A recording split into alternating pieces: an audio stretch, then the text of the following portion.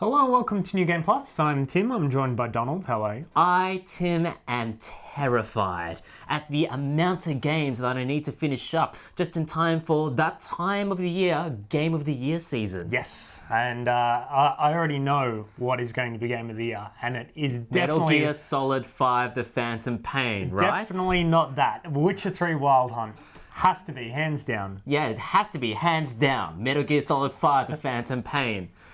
Actually, but this is taking into account the fact that I still haven't played a lot of potential contenders. It's like, from the first half of the year, sure, they may be light, especially compared to the second half, but you still have quality games like Life is Strange. You have the phenomenon that was Rocket League. Yes. You had little breakout hits like Dying Light and Splatoon and Yoshi's Woolly World as well. Yeah, certainly all those titles earlier on in the year, a lot of people would have stopped playing those. Yeah. And it would have just fallen by the wayside with all these big games that are coming out now, and especially expansions like Hearts of Stone from Witcher 3. And that's the thing, like, the half-life on games is getting shorter and shorter. As in, like, you have a big burst in the first, say, like, I'm surprised at the tail that Rocket League had. Yeah. But now that even that's starting to sort of fall by the wayside. It certainly is. It's still getting some numbers, and it's a dumb but fun game. Yeah. It didn't have a lot to it, though. So I can certainly see why people have fallen off the train. Like, who would have thought, though, that Evolve would be completely blank by this point, Yes. considering that was one of the most looked forward to games of 2015. The people stopped playing that like a week after it got released. I think if you search for a game now, you probably wouldn't find one, which is unfortunate because I did like the game. Small but dedicated community, I believe. Certainly is. But this episode, we've got some big games. Yes. I take a look at Starcraft II, Legacy of the Void. Thank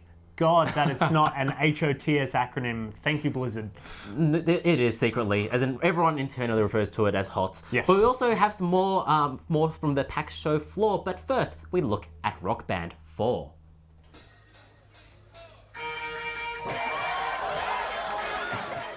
Okay, ladies and gentlemen, boys and girls, it's time to warm up those vocal cords. It is time to dust off those plastic instruments because Why? Rock Band 4 Hooray! has After released 5 long years. Not that you know if you lived in Australia, because No. it is absolutely difficult to find drums and games and guitars for it. Or any form of non-guitar hero paraphernalia nowadays. So give us a rundown. What is Rock Band 4 and what's it Rock all Band 4, about? if you somehow manage to skip the plastic instrument revolution of the late 2000s, you get your plastic guitar, your plastic bass, your plastic drums, your finest organic vocals, and then perform to all sorts of rock and rock pop songs. You forgot the plastic microphone, but the essence is, yes, you go in as a rock band formation, 4 people or 5 or 6 depending on harmonies, Yep. and you belt out your favorite rock band tracks. And like back in its day, this was always like one of the best collective gaming experiences out there, because local multiplayer, you had either Street Fighter or Rock Band, and Rock Band was always a hoot. Yes, definitely. It always ended the night with some fantastic shenanigans. Now, jumping straight into it,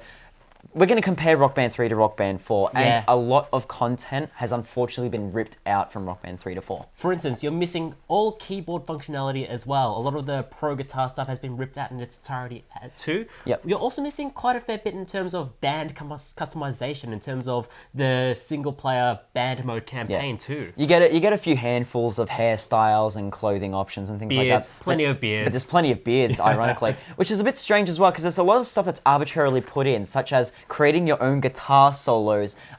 Drum fills are all static now, and not just being able to be imaginative and going overdrive. So all the stuff is like not as organic as it once was. It's still a hell of a lot of fun, but like I said, there's been a few changes which are fairly arbitrary, and thinking, harmonics, why is this the way it is? And indeed, like, even for those hoping to just pick up from Rock Band 3, you can't quite do that, because not all the songs can be exported over as of recording. So it won't be until like December until Rock Band 3 is exportable into this new version. So that's one of the big draw cards of here, is that you can actually use a lot of your DLC tracks here. Unfortunately, it is an absolute pain to retrieve via your respective marketplace or your store. And unfortunately, like I said, the export stuff isn't in, but that could always be fixed with a patch later on. So let's talk about now though. So now, is it worth picking up? That's if you're a Rock Band veteran, then you'll probably pick this up just because like it's new Rock Band, it's new songs, even if the new playlist isn't spectacular. But here's the thing. in Australia, it's nigh on impossible to find. And if you happen to have played Rock Band on the Xbox, then you're out of luck because the adapter required to convert your old controllers onto the new system, it cannot be found in any Australian retail stores at all. You have to import it. So verdict, be sure to import if you already got the instruments. However, if you're going in blind, not so much. Thankfully though, it's still Rock Band, which is still a great experience if you can get all the pieces together. Agreed.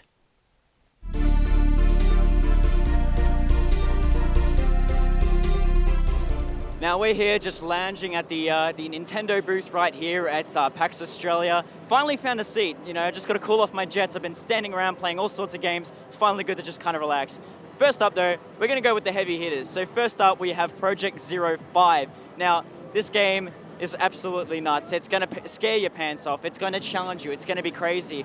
Really good use of the gyroscope and the gyro sensor as well. So it's going to be looking forward to it. It's come out here at Halloween in Australia, so be sure to go check it out. Fairly impressive stuff.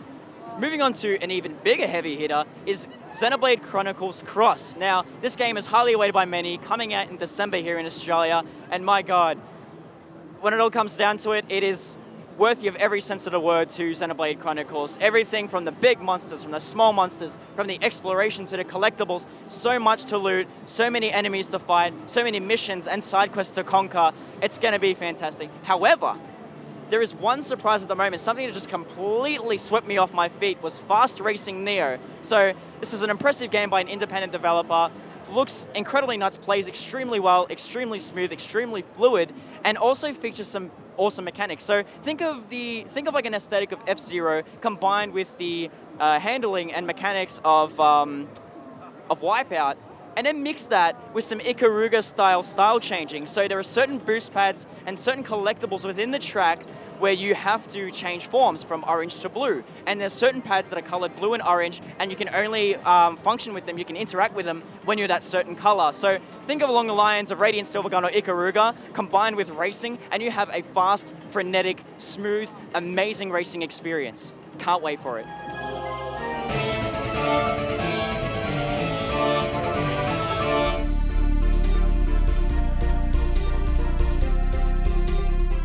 Sam Raimi's The Evil Dead series has been a cult favorite amongst horror fans for years.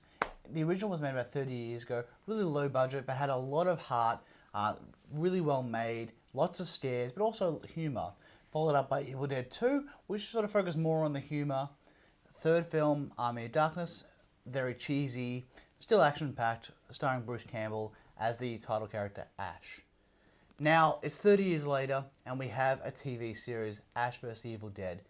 Still with Bruce Campbell as Ash. We've got Sam Raimi as the actual producer, who actually directed the first episode. Jason, what do you think? So it's definitely 30 years. There's been 30 years since the last time we saw Ash because he's looking a little bit old. But he still looks in pretty good shape compared to how he looked in Burn Notice. He's definitely been to the gym. And it fits. He plays that same very much nonchalant, arsehole-y kind of character. Because believe it or not, Ash, despite everything that happens to him, is not a particularly relatable or friendly character. There is a moment in the first episode where he becomes the more heroic Ash. But when he's introduced, he's an arsehole. Yes. He is a liar, a drunk, rather pathetic, but a very watchable character. He is, and I think that is what works about it, is the fact that he'll turn it on when he has to, but he's still only interested in, killing deadites and that kind of... He invokes that 80s aesthetic of, I'm going to kick some ass and take names and, He's got a chainsaw for an arm. So the series has always sort of straddled that horror and comedy elements together. As the series went on, it did get cheesier and cheesier. The series is more... It embraces the cheese. It does, but I think the one thing that surprised me for a television show was just how much gore they got away with. And Sam Raimi's always done inventive gore. Like, he's always done things like heads are exploding and things are happening, and it's still pretty funny. And he does that kind of Dead by Dawn. Anyone who's seen the original will remember the humor involved around that. So it was interesting to see him take those elements that made the movies so strong and actually incorporate them reasonably well into a television show. There's lots of practical effects. There's lots of, the head explodings, blood spurts. You can tell when they've used special effects to maybe hide some of the the bulk pumps or do like exploding heads, which are humorous, and then you can also tell where their television budget for special effects is. Yes, the Doctor Who moments, I like to call those. So, like, I love Doctor Who, but you can definitely tell it as BBC, not ILM. But I still think it maintains what made the series great. I think if there's anything that it's managed to do, it's encapsulate that. And the worry was, of course, that when the second episode came out, Not directed by Sam Raimi. it would, of course, lose a lot of that charm. Luckily, I think it still managed to maintain it, especially for something. I mean, you can tell that he still had his hand in it. It's kind of like watching trauma movies. You know that Lloyd Kaufman didn't necessarily do it, but you know that they're trying to be like Lloyd Kaufman. And in this, it invokes that same kind of style. And like, the humor comes to me in those little moments, like when there's a scene where he buries some people that he's managed to kill. He plants the crosses down. They have a conversation, blah, blah, blah, and then randomly one of them mentions that they were Jewish, and he's like, You could have told me. You could have told me that. I made these stupid crosses. Yeah. And so it's like, there's those kind of moments where it does that, it straddles that line of that quote unquote controversial racial kind of humor, but it does it with no malintent. And I think that's what carries it, is the fact that all this stuff happens, but none of it is meant to be nasty to anyone. And that's, I think, is its shining grace. It's managed to carry that over. For fans of the series, there's plenty of moments where he's got the boomstick, he says groovy, he's got the chainsaw arms, all that sort of stuff. If you are interested, you definitely need to watch the movies first, just because they are great. They are really good. And they still stand up now, even with the shoddy special effects. Like, well, the first one's all practical effects. It is, and you've never seen a tree move quite like that. And so, but I tell you what, just watch them. It's fantastic. The series continues on very, very well.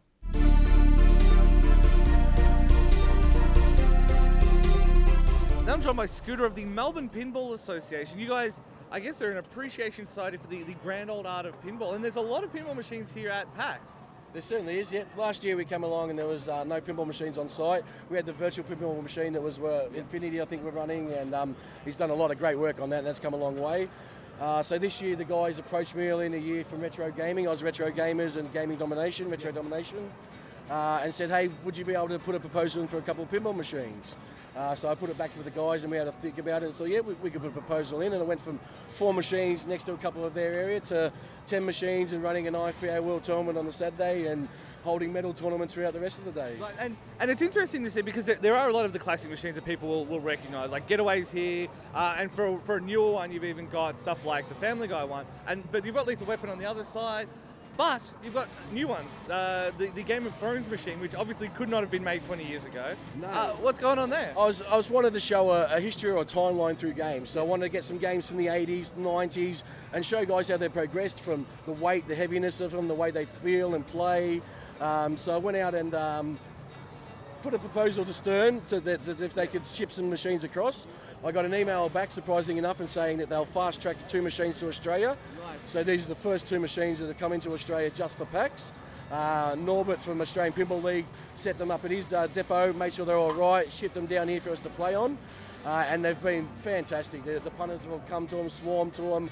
But surprisingly, like you said, they've actually swarmed to the older models as well. They're finding just the 20-year-old machines hold just as much fun and pleasure as the newer machines. The newer machines will have the names and the titles that come with it, but the older machines are people's favourites that they grew up in fish and chip shops. It's got the nostalgia attached. Yeah, the nostalgia attached, and they still work and play like they did from day one. And I guess that is the difference between, say, some of the electronic games and the physical ones. It's obviously harder to find parts for these now, but they tend to be a bit longer wearing if they were built well in the first place. That's exactly correct. And a lot of parts will be, if developed from Stern, will cross over from Stern and Williams and so forth. So the underneath side of things are a lot easier to replace. You get more technical when you want to start replacing things on the actual paintwork. You need a painter to come in and so forth. But lucky enough, we have a lot of great,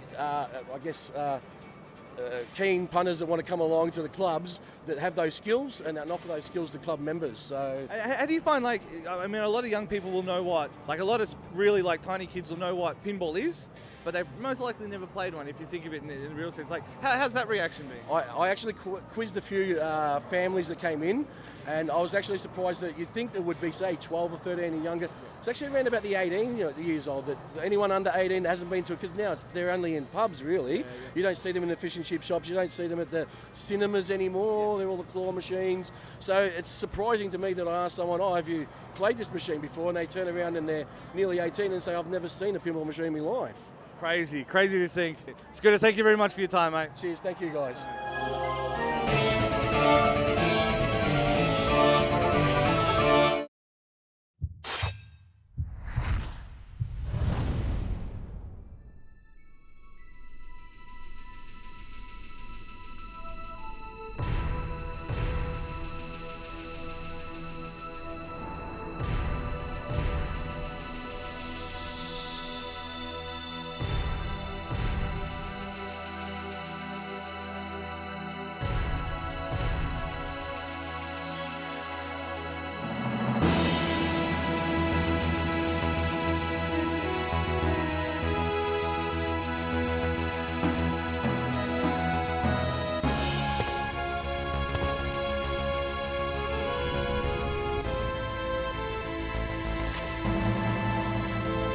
こんな日が来るとは思わなかったな。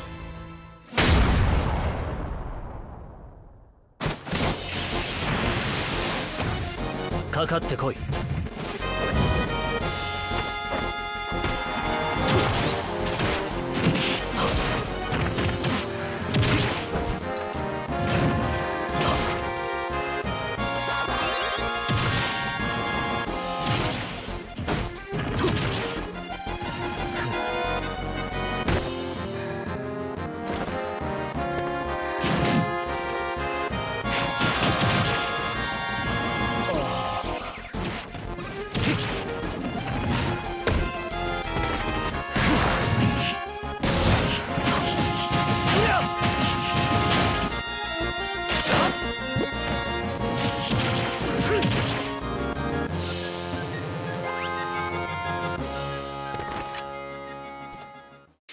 限界を超える。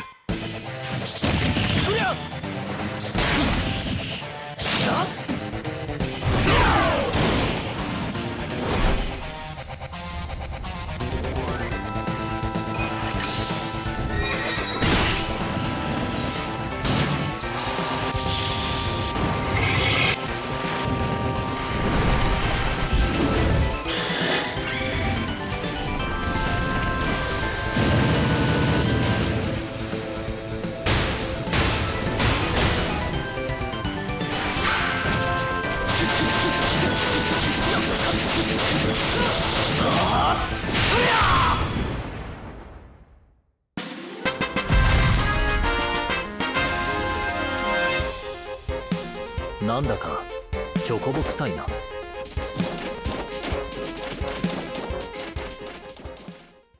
So that loud squeeing noise that you would have heard emanating from the internet that last Friday, Melbourne time, was indeed the announcement of Cloud coming to Super Smash Bros. Rather, Super Synergy Brothers nowadays. Yes, and it's probably the equivalent of Solid Snake being in Brawl. It's just that non-Nintendo property, or not really a third-party property that's very close to Nintendo being added to the game, and everyone's freaking out. I was more like surprised that, say, Ryu was allowed to come into Smash Brothers. Like this, I don't know, it was sort of unsurprising.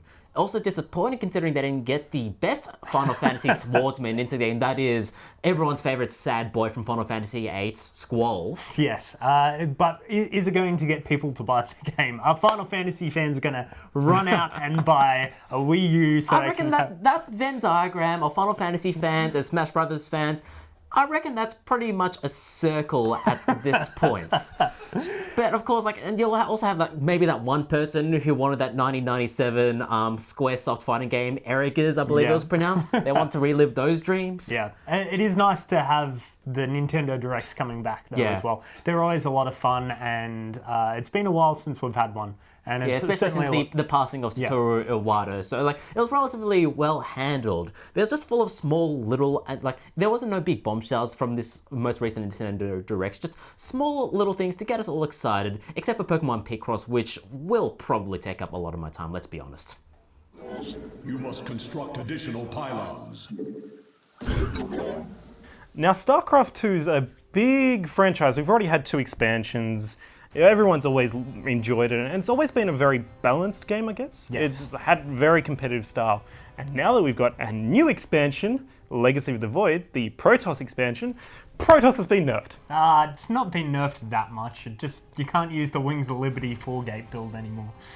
Shane's very sad about that. But with a new expansion does come a new campaign, lots of new units. I personally love the Blizzard Starcraft II campaigns because it's always a very cinematic experience. All the missions are very varied in what you can do. I've seen a lot more hero missions this time around. I guess they're trying to get people into the MOBA hero experience, having specials that are QWER and that sort of thing. But a lot of the missions were a lot of fun, and especially the way you can customize all of the units. It's a little bit more in depth in this expansion, and it certainly gives a lot of different playstyles going through the campaign. While I enjoyed the gameplay myself, I actually didn't enjoy the story. Like, it was very well wrapped up. Everything was pretty much done very well. It's just like, I'm going back thinking about everything, how this connects to StarCraft 1, and how much StarCraft 1 was actually much darker story. Yeah. Like, spoilers, Reyna, I'm pretty sure, commits suicide. He's like, he walks into a door of light. Are you just going to show him shooting him in the head like freaking was Zukov? I can't remember, the Brood War one. But it's just like, it's a dark game, it's supposed to be, but you just don't want to show it anymore because it's, everyone saved the world, oh goody. But that's sort of the Blizzard experience now. Like, a lot of their games have moved away from that darker story, especially Warcraft. It's true. It's moved on to a much lighter style. It's true. Even Diablo to a certain extent. But to me, I did enjoy the storyline. It wrapped it up nicely. And one of the other things that they've added in the game is co-op. And adding the co-op missions, as well as all the different leaders that you can use in those missions, brings a lot of different play styles and a lot of fun that you can have outside of just laddering or playing the campaign. There's a lot more you can do in the game with arcade as well, all the mods, all the little game modes. It's all fantastic. You can get so much game time out of the new Legacy of the Void, and it's standalone, so you don't need the previous expansions. The co-op actually really reminds me of Command & Conquer Generals Zero Hour, how they had the generals there. That's something that many people really loved, and I think a lot of people will love it in this game. I think if you're probably new to StarCraft, it's actually a good place to get onto. You'll be a bit out of order in the campaign, but it's certainly a good jumping on point. People coming back from older games will certainly love it as well. There's a lot of new improvements, and I think it's a great product all up. So here we are at the end of the StarCraft II trilogy. But as someone who may have dabbled with Wings of Liberty way back then, it just seems like to get back to this point, it'd just be completely impenetrable to a dullard like me. And the story, for one, would be, there'd be so many proper nouns that I wouldn't even begin to be able to understand. And then the multiplayer has moved so far from the meta of way back when. Like the economy has changed altogether, so it's just faster.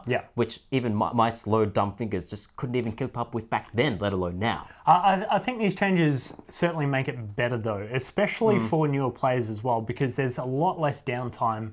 The economy is sped up, but the macro mechanics are slowed down. So the changes they've made entirely make the game more fun to play. There's more stuff happening. You get to the action quicker, and overall, just the multiplayer that I've played a bit of, it's a lot more fun. And I'm really looking forward to seeing the competitive scene evolve because Heart of the Swarm had died down a bit. Not as many big tournaments. There was the big WCS and that's the thing. Even Blizzard's focus sort of shifted away from its StarCraft almost stopped being the premieres, and the focus was on Hearthstone. Yeah, it certainly was. But the thing I'm most excited about StarCraft II Legacy of the Void being done is the team can now get started on Warcraft 4, and that has to be happening. Warcraft 4, I'll be. You keep dreaming, boy. You keep dreaming. It'll be some sort of MOBA/card game because those are the things that make money nowadays. Yes, it is very unfortunate, but it's good to see Overwatch is a full price game now and not actually a free-to-play, which I'm happy for. It'll be much better It was for the a game. surprise, but having said that, though, like it's better than paying egregious amounts of money for single characters, like with with the Heroes the of the other Storm. HOTS. Yeah. Yeah. That's it for this week. So visit our website, www.newgameplus.tv. Like us on Facebook, facebook.com/NewGamePlusTV. Follow Twitter and Instagram at NewGamePlusTV. And follow us on YouTube and Twitch. We are New Game Plus TV. Thank you, Donald. Thank you, Tim. We'll see you guys next week.